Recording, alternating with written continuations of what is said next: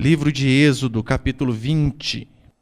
Nós estamos dando continuação à nossa série sobre religiões mundiais. Já pregamos sobre a Reforma Protestante, sobre os 5 pontos do Calvinismo, sobre a última semana sobre o neopentecostalismo, sobre aquelas campanhas de rosa, cajado, que só tem 2 alternativas: ou você crê na Bíblia ou você crê nessas campanhas. Não tem como você crer nos dois, você tem que escolher em qual que você quer.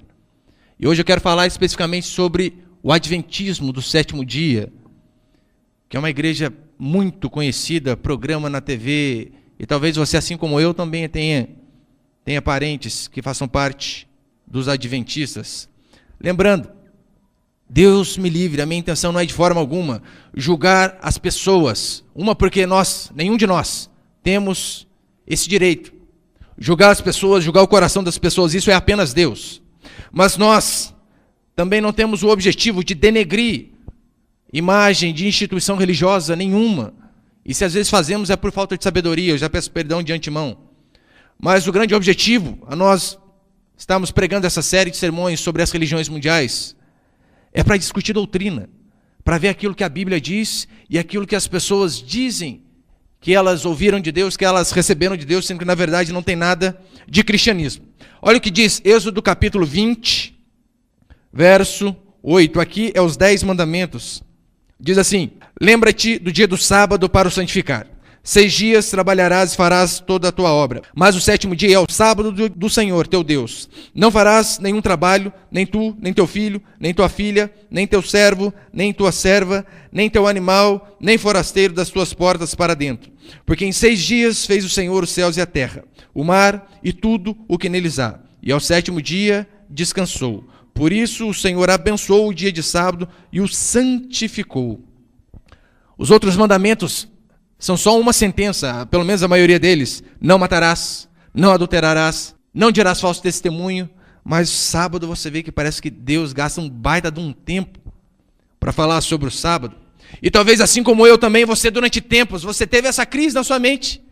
Mas lá no Antigo Testamento, nas tábuas da lei que Deus deu, está escrito que o sábado deve ser guardado. Por que nós guardamos o domingo? Eu não sei se eu vou conseguir falar hoje, porque essa pregação, na verdade, eu dividi ela em 2, porque é muito extensa, e nós precisamos saber. Semana que vem eu vou falar especificamente sobre as doutrinas perigosas e totalmente erradas dos adventistas. Hoje eu quero mais dar uma introdução para você saber o que é o adventismo do 7º dia, o que é a igreja adventista do 7º dia. Alguns questionam: os adventistas são evangélicos? São ou não são? São irmãos? Se você fizesse essa pergunta, talvez há uns 2 décadas atrás, você ouviria de forma uníssona: não. Não são irmãos. Não são evangélicos. Hoje é mais difícil, porque são pessoas mais polidas, mais estudadas, pessoas que falam a verdade em grande parte dos seus ensinamentos. Mas se você não tem um conhecimento profundo da Bíblia, você não consegue ver heresias introduzidas ali no meio que acaba enganando muitas pessoas. Eu vou provar isso para você. Hoje é mais difícil perceber, mas que Deus nos dê a graça de entendermos. Às vezes você já fez essa pergunta: olha, o que é uma seita? O que caracteriza uma seita? O que define se uma igreja é uma seita ou não é se ela se desvia de forma total ou parcial do ponto fundamental do Evangelho. E qual é o ponto fundamental do Evangelho? Efésios 2:8. Porque pela graça sois salvos mediante a fé. E esta fé não vem de vós, é dom de Deus, presente de Deus para mim e para você. Então tudo que se acrescenta à graça de Deus em relação a mim e a sua salvação, passa a ser errado.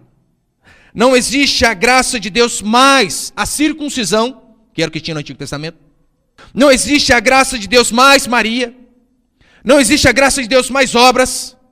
Não existe a graça de Deus mais restrições alimentares. E não existe a graça de Deus mais sábado. Apenas a graça de Deus. Uma das primeiras ministrações que nós fizemos aqui, você deve lembrar, sobre a Reforma Protestante, falamos sobre as 5 solas. Só a graça, só Cristo, só a Escritura. E exatamente continua sendo assim. Somente Cristo e apenas Ele. Os adventistas são conhecidos, talvez, por sua música, que por sinal é muito boa. Aqueles quartetos, Arautos do Rei e outras formações, realmente música de primeira mesmo. Mas não apenas por isso, eles são conhecidos por restrições alimentares, não comem carne de porco, não comem. Pelo forte anúncio da segunda vinda, daí vem o nome adventismo. Pregaram durante anos. São conhecidos por suas escolas, que também têm um alto padrão de ensinamento. São boas também. Mas principalmente por conta do sábado. E hoje eu vou praticamente ficar só na questão do sábado. Eu vou falar um pouco da história do adventismo e do sábado. E vou tentar falar também sobre o porquê que nós guardamos o domingo e não o sábado. Põe o primeiro princípio então dessa história, por favor, meu irmão. Primeiro princípio dessa história, a origem da igreja adventista. Um homem chamado Guilherme Miller, agricultor batista, nasceu em 1782 e morreu em 1849. Esse homem, olhando para a Escritura, pegou aquelas profecias do livro de Daniel, capítulo 8, onde falam das 2.300 tardes. E então ele fez aquela associação com aquela passagem que diz, olha, se para Deus 1.000 anos é igual a um dia e um dia é igual a 1.000 anos, e ele então fez um cálculo básico. Calma aí, 2.300 dias, então é 2.300 anos. E quando ele fez esse cálculo, ele estava no ano de 457, ideia é só fazer uma continha básica. 2.300 menos 457, que dá 1.843. Ou seja, com base nessa profecia, interpretada de forma errada, de Daniel, ele então chegou à seguinte conclusão: Jesus Cristo vai voltar em 1843. E ainda colocou uma data, em março de 1843. E você imagina, ele estava em 1818. Ele ficou 1/4 de século, 25 anos, apregoando que estava próximo o fim. Jesus está voltando, Jesus está voltando, Jesus está voltando. E muitos venderam suas propriedades, assim como na igreja primitiva. Desistiram de trabalhar, desistiram de tudo e subiram aos montes simplesmente para esperar Jesus. Já que ele está voltando, trabalhar para quê? Se esforçar para quê? Vamos esperar Cristo. E os irmãos sabem, 1843 chegou, Jesus não voltou. Pelo menos se voltou, eu creio que você, assim como eu, não ficou sabendo. Não voltou. E então, esse homem, Guilherme Miller, refez os cálculos e disse que seria 1 ano depois. E disse, olha, era para usar o calendário lunar, eu acabei usando o solar, ou vice-versa. Vai ser em 1844, o advento do nosso Deus. Março de 1844, Jesus não voltou novamente. E então ele refez novamente os cálculos e jogou para outubro, 22 de outubro de 1844. Para quem esperou até março, espera até outubro, não tem problema esperar mais um pouquinho. Jesus Cristo também não voltou. Esse dia 22 de outubro de 1844, é conhecido como o dia da grande decepção. E as pessoas se decepcionaram, é óbvio. Mas é claro que Jesus não ia voltar. Se ele lesse um pouquinho da Escritura, ele ia ver, olha o que diz Mateus 24, 36. Mas a respeito daquele dia, da volta de Jesus, a respeito daquele dia e hora, ninguém sabe. Nem os anjos do céu, nem o Filho, senão o Pai. Agora você acha que era o Pai e Guilherme Miller quer saber. Irmão, qualquer pessoa que você vê falando, olha, Jesus vai voltar, já descarta na hora. Descarta na hora. Não existe essa possibilidade. Apenas Deus sabe esse dia. Eu falei para os irmãos também a respeito daquela apóstola, Valnice Milhomes, previu a volta de Jesus para 2007, não voltou também. Porque todos que você vê, não vai se cumprir. Porque esse dia apenas o Pai sabe. E sabe o que foi interessante?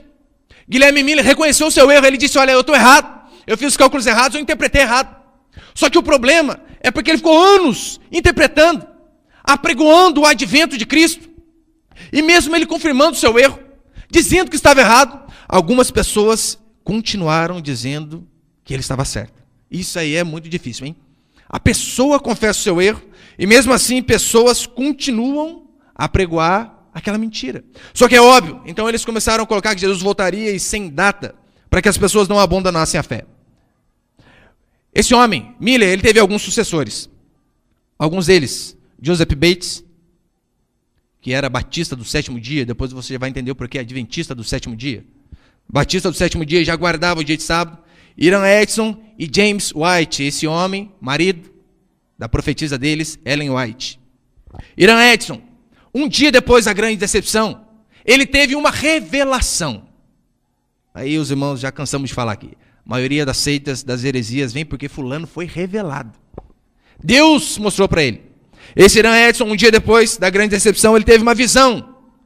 E ele disse o seguinte, que ele viu Jesus em pé do lado do trono, e ele começou a pregoar, que Miller não tinha errado em relação à data. Miller tinha errado em relação ao evento.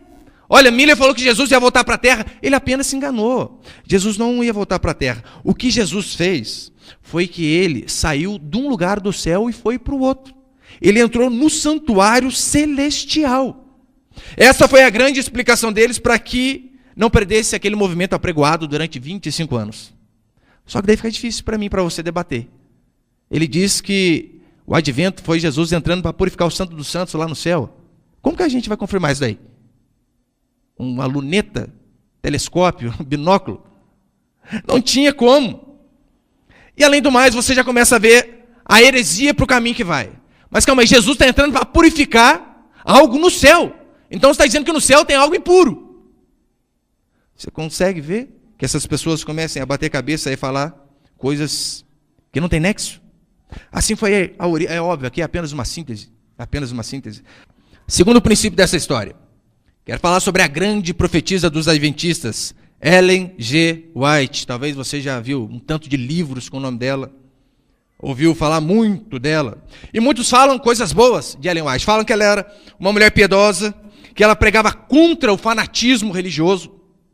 Todavia, ela tinha uma ênfase nos dons espirituais. Não do tipo que nós vemos no meio pentecostal e neopentecostal hoje. Mas ela tinha uma ênfase nos dons espirituais. E ela então vem e toma a frente desse movimento, já contrariando o que a própria Escritura diz. Em 1 Timóteo, Paulo é bem claro: não permito que a mulher ensine nem exerça a autoridade de homem. Ellen White já toma a frente de uma congregação.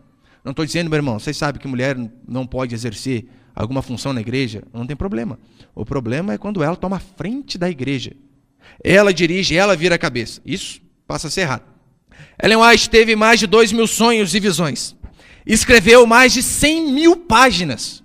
Não foi pouca coisa, não. A respeito da fé adventista. E em uma de suas visões, ela viu o decálogo, os 10 mandamentos, com uma ênfase no 4º mandamento, que foi o que nós acabamos de ler. E por conta disso daí ela chegou ao entendimento de que as pessoas deviam guardar o sábado. Então você já une um batista do 7º dia, mais William Miller, que pregava sobre o advento, então se forma o adventismo do 7º dia. É óbvio, é bom que você tenhamos exemplos de homens e mulheres para seguir. É bíblico. Paulo diz: sede meus imitadores como eu sou de Cristo. Todos nós temos alguém para espelhar. Seja um pai, uma mãe, seja um colega, seja um pastor, seja um amigo no serviço. É bom termos pessoas a quem se espelhar.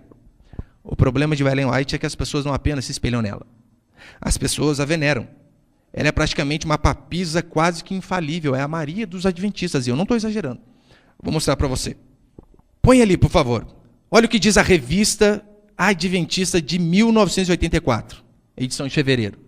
Eu sei que aqui não dá para você ver muito. Apaga um pouquinho lá para mim, Anderson, por favor. Mas depois, irmão, se você quiser esses dados, esses livros que eu vou citar, tem tudo aqui. Para você ver o que os adventistas falam dessa mulher. Aqui é só a capa da revista para você entender, mas não é difícil não. Revista Adventista, fevereiro de 1984, página 37. Passa aí, por favor, meu irmão. O uso que Ellen White fez de outras fontes literárias, bem como o emprego e assistentes, se assemelha a alguns escritos bíblicos. Aqui, só não está no assunto meu ainda, é que Ellen White ela é acusada de plágio, sabe? De você pegar uma coisa de alguém e colocar no seu nome. Daí ela diz: não, ela faz igualzinho às escrituras. Ou seja, começa a colocar essa mulher em pé de igualdade. Mas, olha a segunda parte, que interessante. Olha o que eles dizem. Nós negamos que a qualidade ou inspiração dos escritos de Ellen White sejam diferentes dos encontrados nas Escrituras Sagradas. É isso mesmo que eles estão dizendo. Negamos que a qualidade ou inspiração dos escritos de Ellen White sejam diferentes dos encontrados nas Escrituras Sagradas. Traduzindo para miúdos, eles estão dizendo que o que Ellen White escreve e o que a Bíblia escreve é a mesma coisa. Assim como esses homens foram inspirados por Deus, ela também é inspirada por Deus. Em seu livro, Sutilezas do Erro, página 32, falando a respeito do dom de profecia, que era o dom que ela tinha, olha o que diz. Os testemunhos orais ou escritos da senhora White preenchem plenamente este requisito sobre o dom da profecia. No fundo e na forma, tudo quanto disse e escreve foi puro, elevado, cientificamente correto e profeticamente exato. A autoridade religiosa do adventismo do sétimo dia repousa sobre os escritos de Ellen Goldwhite. Não repousa sobre a escritura, está vendo? Repousa sobre os escritos de Ellen Goldwhite. Tida como a mensageira do Senhor. Ela é a base da autoridade religiosa dos adventistas. Nos tempos antigos, Deus falou aos homens pela boca de seus servos e apóstolos. Nesses dias, ele lhes fala por meio dos testemunhos do seu Espírito. Não houve ainda um tempo... Não precisa, mas olha que estranho. Nesses dias, Deus falou nos dias antigos pelos pais, mas agora fala pelo testemunho do seu Espírito. Será que é verdade? Não é isso que Hebreus diz. Põe Hebreus, capítulo 1. Hebreus capítulo 1, verso 1 e 2. Havendo Deus outrora falado muitas vezes e de muitas maneiras aos pais pelos profetas, isso aqui é correto, como eles falaram. Nesses últimos dias nos falou pelo Filho, a quem constituiu herdeiro de todas as coisas, pelo qual também fez o universo. Então não existe essa história de que hoje Deus fala por ela, Deus fala por fulano, por ciclano, hoje Deus fala por meio do Filho. A Bíblia diz que o Filho é a palavra. Quer ouvir a Deus, meu irmão? Leia a Bíblia. Quer ouvir a voz de Deus em voz alta? Leia a Bíblia em voz alta. Você vai ouvir exatamente o que Deus diz. Em outro livro dela, chamado Primeiros Escritos, página 259, põe lá, por favor. Esses livros aqui você tem tudo ali depois, você pode pegar, está tudo marcadinho ali. Primeiros Escritos, página 259. Agora, a própria Ellen White falando a respeito dela. Uma coisa era o testemunho das pessoas a respeito dela. Agora, olha o que ela diz sobre ela mesma. Ai de quem mover um bloco ou mexer num alfinete dessas mensagens. Está quase igual ao Apocalipse, não é? Quem acrescentar alguma coisa nesse livro ou tirar. Esse é o livro dela. Primeiros Escritos, página 259. Ai de quem mover um bloco ou mexer num alfinete dessas mensagens. A verdadeira compreensão dessas mensagens é de vital importância. O destino das almas depende da maneira em que elas são recebidas. Se isso aqui não é heresia, meu irmão, o que é heresia, hein? Essa é a pessoa mais expoente, seguida, idolatrada pelos estudiosos chamados adventistas do sétimo dia. Semana que vem eu vou trazer outras heresias terríveis. Não vai dar tempo de falar tudo, não vai dar. Mas tem um site bastante interessante, www.cacp.org.br. Tem material excelente. Além de ter os livros que você pode baixar, tem muito material de pesquisa, artigos, vai ajudar bastante. E você vai ver a quantidade de absurdo que essa mulher escreveu e que essas pessoas continuam aceitando. Mas terceiro princípio, fala talvez sobre o que eles mais falam, sobre o sábado. Os sabatistas, como são conhecidos os adventistas, têm argumentos sólidos e bíblicos para mostrar que se deve guardar o sábado. O Antigo Testamento há 250 mandamentos de que nós devemos guardar o sábado. 250. 250 vezes na nossa cabeça. Guarda o sábado, guarda o sábado, guarda o sábado. O sábado foi estabelecido na criação lá em Gênesis 2. Deus criou o mundo, em 6 dias descansou no sétimo e pediu para que nós também descansássemos. Então está nos 10 mandamentos, como nós lemos aqui, Êxodo 20, verso 8. Lá eu coloquei Êxodo 31, acho que não é? Em Êxodo 31, verso 16, diz que o sábado é um estatuto perpétuo. Ou seja, para sempre. Para sempre deve ser guardado. Talvez você pergunte, pastor, mas são argumentos fortes. A partir de semana que vem vamos começar a guardar o sábado também. Só com base nesses argumentos que o senhor deu. E para completar, eles usam o texto de Daniel 7:25. Olha o que diz Daniel 7:25. Falando sobre o inimigo, sobre o anticristo. Proferirá palavras contra o Altíssimo. Magoará os santos do Altíssimo e cuidará em mudar os tempos e a lei. Esse aqui é um dos versículos que eles usam bastante também para dizer que nós que guardamos o domingo somos o anticristo. É isso mesmo. Nós somos o capiroto para eles. Porque nós mudamos a lei. Nós mudamos os dias e os tempos. Pastor, mas são argumentos bíblicos e sólidos. Por que não é correto? É porque a história bíblica não acaba aqui. A história bíblica continua. O princípio do sábado sempre existiu, que é o princípio do descanso. Que, convenhamos, é um privilégio descansar e necessário. Tem pessoas que às vezes trabalham de segunda a segunda. Errado. Você tem que separar um dia para descansar. Tem que separar um dia para ficar de pijama o dia inteiro, para não fazer nada, para ficar tranquilo. É bíblico a folga. É um privilégio descansar, é necessário e é um benefício para nós. Porque, convenhamos, quando descansamos, trabalhamos muito melhor no dia seguinte ou na semana seguinte. Mas, acima de tudo, o sábado apontava para algo muito maior do que um descanso diário, muito maior do que um dia dormindo até mais tarde. O sábado apontava para algo maior. Hebreus 4:11 diz assim: nós, porém, que cremos, entramos no descanso. Portanto, resta um repouso para o povo de Deus. Porque aquele que entrou no descanso de Deus, também ele mesmo descansou de suas obras, como Deus das suas. É óbvio que ele não está falando aqui de um descanso diário, de um descanso semanal, mas apontando para um descanso que viria para mim e para você, que é um descanso que só existe para aqueles que estão em Cristo. Porque aqueles que não estão em Cristo, meu irmão, não se iluda, não tem descanso. Não tem. Eles podem ter folga, mas descanso, segundo a palavra do Senhor, é apenas aqueles que estão em Cristo. É só para você ver a tipologia bíblica. O homem foi criado no 6º dia. O primeiro dia de trabalho do homem qual foi? O dia do descanso. Ou seja, o homem começou de folga. Ali é apenas algo tipológico para mostrar para mim e para você, olha, nós só descansamos nos feitos de Deus. Nós só descansamos com base naquilo que Deus fez. O homem descansou mesmo sem trabalhar. Ele descansou naquilo que Deus proveu. Porque, convenhamos, você consegue ver um enfermo descansar? Uma mãe com o filho nas drogas, por mais que sábado ela não trabalhe, você acha que ela tem descanso? Paz na alma? Sabendo que tem traficante querendo matar o filho dela porque ele está devendo R$20? Não vê. Famílias atribuladas com briga para tudo que é lado, problemas. Não há descanso a não ser em Cristo. No Novo Testamento, após a ressurreição, você não vê menção de que devemos guardar o sábado. Eu desafio você a procurar em todo o Novo Testamento, após a ressurreição de Cristo, o mandamento que nós devemos guardar o sábado. Porque Jesus Cristo veio cumprir o sábado. Ele veio dar o descanso que eu e você realmente precisamos. A morte e a ressurreição de Cristo é o que traz paz, meu irmão. Do contrário, ser humano nenhum tem paz. Jesus, ele disse, ele é o sábado. Ele cumpriu a lei. Ele mostrou como verdadeiramente os homens deviam se comportar no sábado. Lembra aquela passagem onde os discípulos estão pegando espigas no sábado, trabalhando. E os fariseus ficam bravos, dizendo, olha, mas como que pode eles escolherem espigas? E brigam com Jesus, porque Jesus curava no dia de sábado. Eles eram extremamente legalistas. Jesus quis dizer o seguinte, olha, vocês estão exagerando, vocês não entenderam nada. Ele é o legislador e ele veio explicar como funciona a lei. Depois, Jesus ainda dá um exemplo mais absurdo. Vocês estão dizendo que meus discípulos estão colhendo espiga no sábado? Você não lembra o que Davi fez? Davi estava com fome, chegou no templo, o sacerdote Abiatar, e pegou os pães da proposição que só era lícito ao sacerdote comer. E eles comeram, e não morreram por isso. Jesus começa a explicar como a lei verdadeiramente funciona. Mas que associação que nós vemos do sábado no Novo Testamento?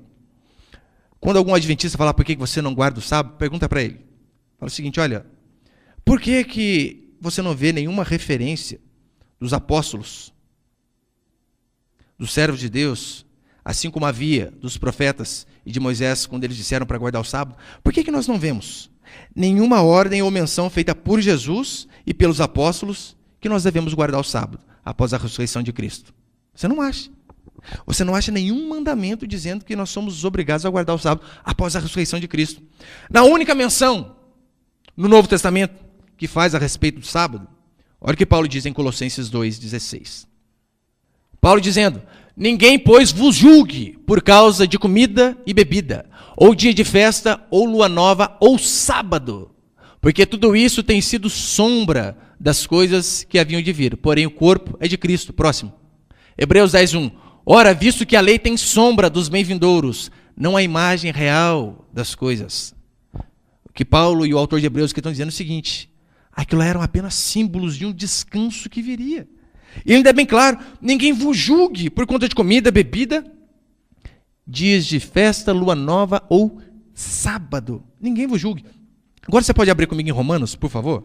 Romanos capítulo 14. Não vou demorar, tá, irmãos? Mas é muito importante isso daqui. Romanos capítulo 14, verso 1. Pedro disse que nós devemos estar prontos para dar razão da esperança que é em nós. Então nós precisamos saber o porquê nós guardamos o domingo e não o sábado.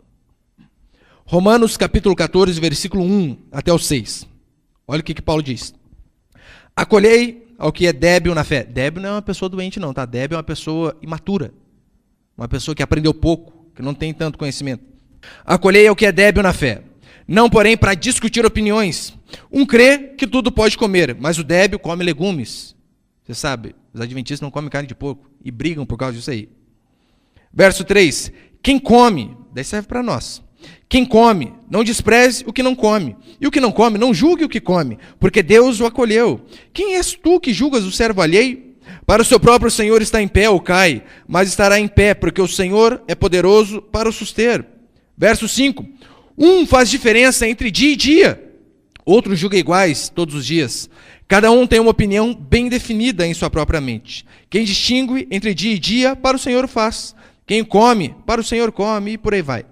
Olha, um faz diferença entre dia e dia, outro julga iguais todos os dias. Cada um tem uma opinião bem definida em sua própria mente. Você consegue ver que mesmo assim Paulo não dá um mandamento? Paulo diz, olha, calma, o fulano está falando que tem que guardar o sábado. Deixa eu guardar.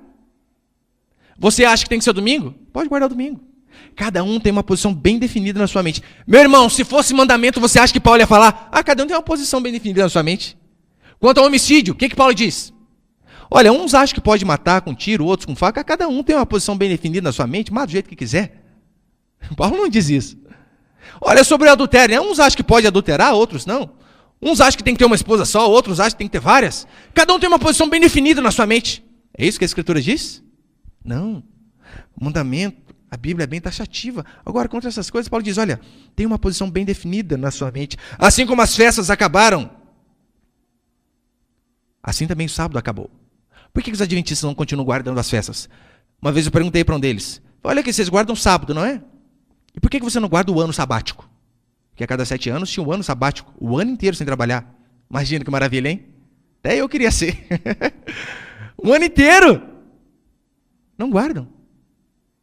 Eles dão explicação. É que uma coisa é a lei de Moisés, outra coisa é o decálogo, os 10 mandamentos, que é a lei de Deus. Eu falei, meu irmão, é tudo lei de Deus. Seja o que veio pela mão de Moisés, seja o que Moisés escreveu na Torá, ou seja aquilo que Deus escreveu nos 10 mandamentos, é tudo lei de Deus. Não tem como fazer essa diferenciação. Não guardamos as festas, não guardamos o ano sabático, porque é lei de Moisés, eles dizem. Não guardamos porque essas coisas Jesus a cumpriu todas. Como nós lemos aqui em Hebreus 10:1, era apenas sombra o descanso do descanso que viria, que é o descanso mediante Cristo. Que convenhamos, se voltarmos para a sombra, estamos desprezando a Cristo. Se mesmo após Cristo vir, nós voltamos ainda para os antigos rudimentos da lei, estamos desprezando tudo aquilo que Cristo fez. Eu não sei se você lembra, lá em Atos capítulo 15, põe ele por favor, Atos 15, versos 28 e 29, diz assim, aqui foi quando estava tendo aquela discussão, começou a converter uns gentios que eu e você, que tinha os judeus, quem não é judeu é gentil. Nós, por natureza, éramos gentios, hoje somos filhos adotivos de Deus, diz a palavra. Daí estava tendo uma discussão, o povo gentil começou a discutir, e eles estavam lá, e agora, o que a gente passa para eles? Manda eles guardar o sábado, manda eles fazer isso, fazer aquilo. E aí, então eles reúnem a assembleia, o presbitério da igreja primitiva, em Atos 15, 28, diz assim, pois pareceu bem ao Espírito Santo e a nós, não vos impor maior encargo além dessas coisas essenciais. Daí agora, Pedro vai começar a falar o que eles decidiram. Olha, esse pessoal que está convertendo agora, que não é judeu, vamos pedir para ele guardar os seguintes mandamentos. Que vos abstenhais das coisas sacrificadas a ídolos. Fulano trouxe uma galinha para mim, pode comer, pastor? Come. Mas é lá do terreiro, não come. Então isso aí não pode, olha lá. Se você não souber, não tem problema não, tá? Abençoa ali e acabou. O problema é uma galinha preta, o pessoal já tem preconceito, né? A pergunta é onde que veio. Mas está lá, que vos abstenhais das coisas sacrificadas a ídolos, bem como do sangue, da carne de animais sufocados e das relações sexuais ilícitas. Dessas coisas fareis bem se vos guardardes. Saúde. Você consegue entender que os apóstolos vão pensar, mandei eles guardar o sábado. Esse povo está convertendo agora, tem que guardar o sábado. Não mandaram. Não fala para eles fazer isso aqui, isso aqui está bom. Em Cristo eles são livres. Eu vou dar aqui apenas vários motivos do porquê nós não guardamos o sábado. Primeiro, não somos judeus, nem filhos do Israel terrestre, porque os judeus eram filhos de Israel da parte terrestre, nós somos do Israel espiritual. E esse mandamento do sábado era para o Israel terrestre. Dos 10 mandamentos, ele é o único incluído entre as festas cerimoniais solenes que cessaram o seu cumprimento em Cristo. Olha o que diz Levítico 23, de 1 a 3. Disse o Senhor a Moisés: fala aos filhos de Israel e dize-lhes: as festas fixas do Senhor que proclamareis serão santas convocações. São essas as minhas festas. E aí começa a dizer qual é a festa. 6 dias trabalhareis, mas o 7º será o sábado de descanso solene. Santa convocação, nenhuma obra fareis. É sábado do Senhor em todas as vossas moradas. E Cristo cumpriu isso daí na cruz. Não guardamos o sábado, porque dos 10 mandamentos ele é o único que é um memorial dos 400 anos de servidão dos israelitas. O sábado era um memorial. Olha, lembrem que durante 400 anos vocês foram escravos. E como memorial, da onde que eu tirei vocês? Vocês guardam o sábado. Mas quem foi escravo? Foi você? Ficou 400 anos lá escravo? Eu? Não. Foram os judeus, os israelitas. Então não é para nós. Não guardamos o sábado, pois se eu e você guardássemos o sábado e falhássemos em apenas um, segundo a Bíblia, nós teríamos que morrer. Olha o que diz Êxodo 31. Coloquei? Acho que não, né? Êxodo 31, 15 diz assim: 6 dias se trabalhará. Porém, o 7º dia é o sábado do repouso solene, santo ao Senhor. Qualquer que no dia do sábado fizer alguma obra, deve morrer. Qualquer que fizer alguma obra, deve morrer. E eles então dizem: nós guardamos os sábados. Mas você sabia que os médicos adventistas não guardam o sábado? Porque eles dizem que eles estão assistindo os doentes, estão ajudando. Jesus assistia os doentes, então eles estão ajudando alguém. Nesse caso pode trabalhar no sábado. Mas a maioria dos doentes que Jesus assistia eram os espirituais, não os naturais. Enfermeiras também podem trabalhar no sábado, não podem receber, deixa bem claro. Mas encontra na Bíblia onde que pode trabalhar e não pode receber. Trabalho é trabalho, pronto, acabou. Jesus atendia os doentes espirituais, como eu disse. Agora eu pergunto para você, eles têm um canal de TV, funciona no sábado? Funciona. E aí? Não é trabalho? Não, mas eles dizem: não, mas aqui o trabalho é a oferta a Deus, a gente não ganha. Não é trabalho. Não, mas e se eles terceirizarem o serviço, colocar quem não é adventista para trabalhar no sábado, para eles não precisar trabalhar? Eles vão estar pecando mais ainda, vão estar induzindo alguém ao erro. Você consegue ver que não tem coerência esse testemunho aí, dizendo: olha, não, mas o que importa é não ser remunerado. O pessoal em Israel, eles são tão radicais quanto ao sábado, que se um dia você tiver a oportunidade de Israel, convida eu para ir junto. Se tiver a oportunidade lá, em Israel, dia de sábado, os elevadores dos prédios param em todos os andares. Sabe por quê? Para que um judeu não aperte o botão do andar que ele quer, porque esse é um trabalho, vai esforço. Então vamos levar a sério, então. Depara em todos os andares. É um prédio de 20 andares, vai parar 20 vezes. Chega no seu andar, você desce. Se é para guardar o sábado, então vamos fazer igual eles. Eles não faziam nem fogo no sábado. Eu sei que a explicação que eles usam é o seguinte: é que antigamente fazer fogo dá trabalho. Hoje em dia você pega o isqueirinho e ou não, né? Um fogão elétrico, só aperta o botãozinho. Mas eles não apertam o botão do elevador, por que você vai apertar o botão do fogão? É incoerente. Incoerente essas coisas. Eu, durante o tempo que eu fui militar, eu já trabalhei com muitos adventistas. E realmente eles faziam de tudo para trocar serviço, para não tirar serviço no sábado. Para mim era vantagem, eu não gostava de tirar no domingo, então eu trocava sempre. Não tinha problema tirar no sábado. Só que algumas vezes eu já vi alguns desses adventistas fiéis, piedosos, não conseguir trocar serviço. Sabe o que eles fizeram? Trabalharam no sábado. Vai fazer o quê? Segundo a Bíblia, tem que matar ele. Eles não morrem. Eles não pedem para outros matar. A resposta deles é quase sempre com outra pergunta. Mas por que funciona assim, assado? Sabe o que eles vão responder para você? Por que vocês não matam quem trabalha no sábado? Que às vezes cai na escala de serviço, quem é militar, bombeiro, ou seja lá quem trabalha com segurança, serviço de escala, sabe, enfermeiro. Às vezes cai, você tem que trabalhar, não tem como. Por que eles não matam essas pessoas? Sabe qual é a resposta dele? Eles respondem com outra pergunta. Olha, mas por que vocês também não matam os adúlteros? Por que vocês não matam os filhos contumazes e rebeldes? Que a Bíblia diz: tem alguém, um filho contumaz e rebelde? Traz ao pastor. O pastor vai chamar ele na chincha, se ele não obedecer, o pastor apedreja. É isso que a Bíblia diz. Eles dizem assim: olha, por que vocês não matam ele também? Ou seja, eles estão respondendo uma pergunta com outra.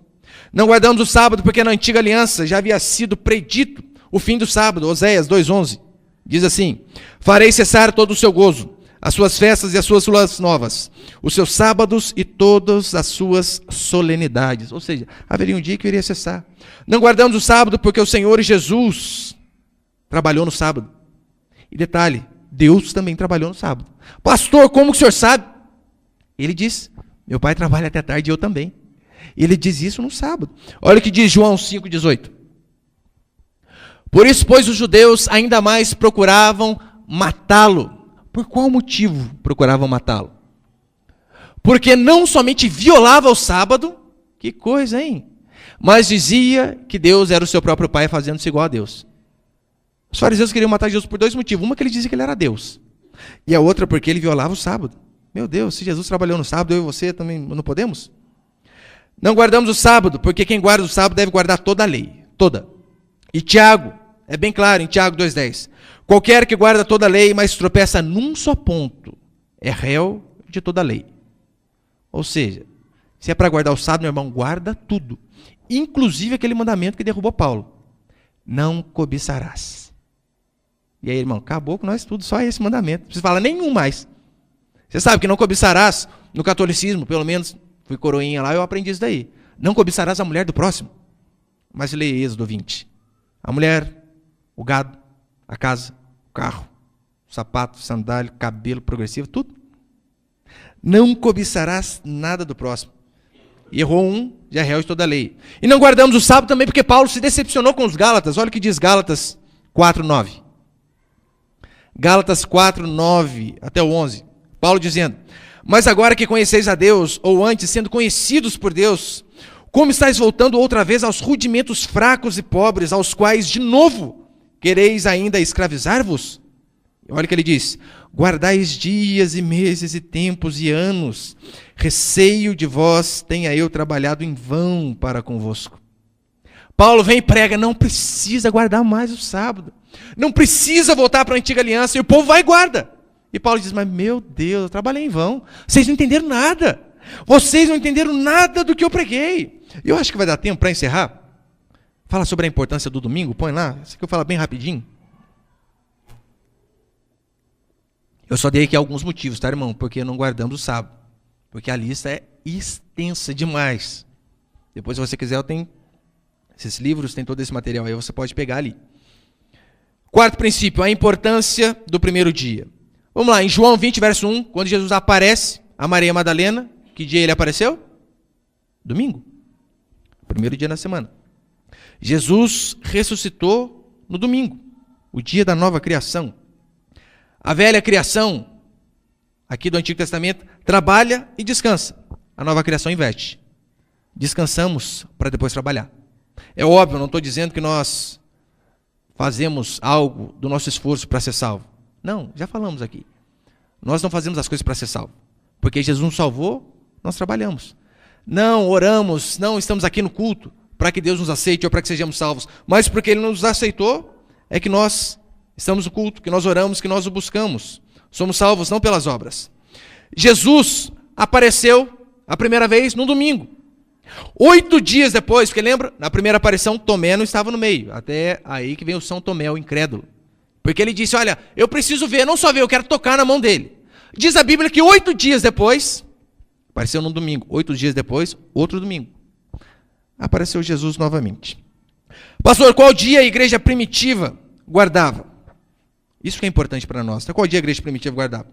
Os adventistas, se você conversar com eles vão dizer o seguinte, que quem mudou o sábado para o domingo foi Constantino, lá no século IV, no ano de 325, quando Constantino teve uma aparente conversão, uma falsa conversão. Ele então teve lá a visão dele, onde ele viu uma cruz, não sei na onde, e colocou uma cruz nos escudos, foi para a guerra, ganhou, e por conta disso, colocou o cristianismo como uma religião predominante no império.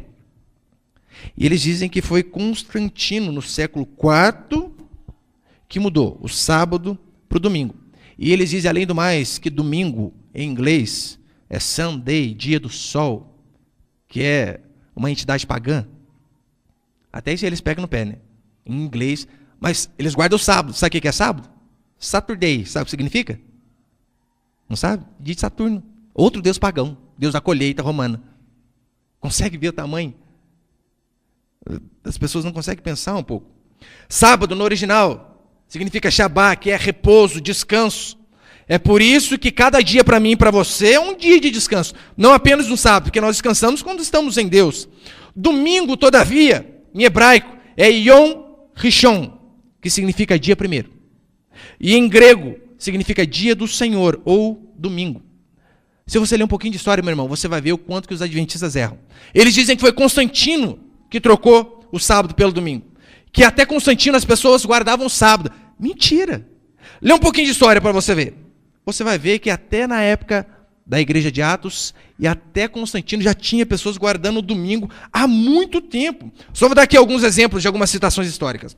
Livro de Daquê, livro do 1º século, ano 100. Ano 100. Constantino, anos 325. Capítulo 14, diz assim: reúna-se no dia do Senhor para participar do pão e agradecer após ter confessado os seus pecados, e por aí vai. Essa expressão que ele usa aqui, no ano 100, dia do Senhor, é a mesma expressão que João usa em Apocalipse. Olha, estive lá, tive uma visão no dia do Senhor, para se referir ao domingo. Epístola de Barnabé também, ano 100, diz que as pessoas guardavam o domingo. Inácio, Epístola aos Magnésios, ano 110, diz que eles guardavam o domingo. E João morreu aproximadamente ali no ano 99. Mas para você ver que as pessoas já guardavam o domingo, mesmo nessa época. Plínio, no ano 112, como descreve o imperador Trajano, também diz que os cristãos guardavam o domingo. E Justino, também Marte, do ano 150, também diz que se guardava o domingo. Então, para você ver, não veio com Constantino no ano 325.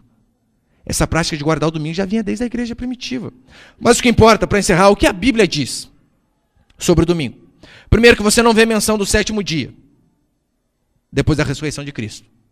Mas você vê pelo menos 3 menções de que eu e você devemos guardar o domingo. Os apóstolos tinham o culto de Santa Ceia. Sabem que dia? Atos 20, verso 7. No primeiro dia da semana, estando nós reunidos, com o fim de partir o pão, Paulo, que devia seguir viagem no dia imediato, exortava-os e prolongou o discurso até meia-noite. Foi aquela pregação que Paulo pregou até meia-noite. Fulaninho caiu da sacada, morreu.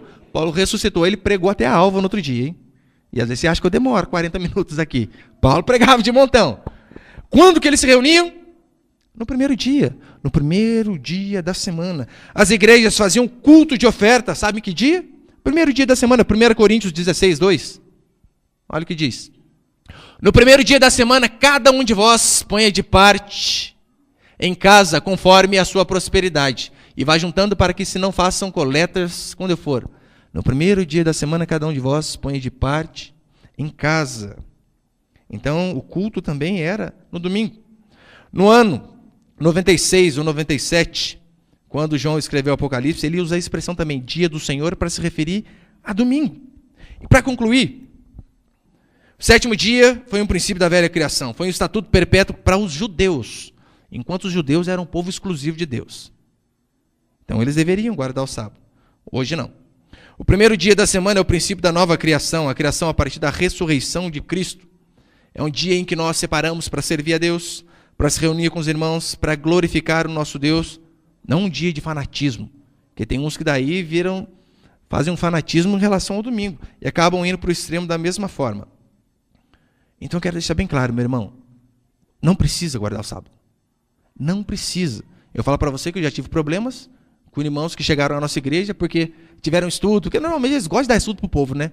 Daí você vê citando a Bíblia o tempo todo, passa um pouquinho, você vai ver, você não está comendo carne de porco, mas você não percebe que aquelas coisas vão entrando na sua cabeça. Então na próxima semana eu vou falar de algumas crenças mirabolantes dos adventistas, como por exemplo, eles dizem que a obra de Jesus na cruz foi uma obra incompleta. Que quando Jesus morreu na cruz, ele não concluiu a obra ali. Ele foi concluir em 1844, aqui com William Miller. Ou seja, a cruz não serviu de nada. A cruz fez uma parte. O restante foi quase 2000 anos depois. O meu dia de descanso é segunda, é a minha folga. Talvez o seu seja sábado e domingo. Mas o princípio bíblico do descanso, nós devemos manter. Agora, o sábado, como uns idolatram, é um erro. Você pode ficar de pé por um instante, por favor?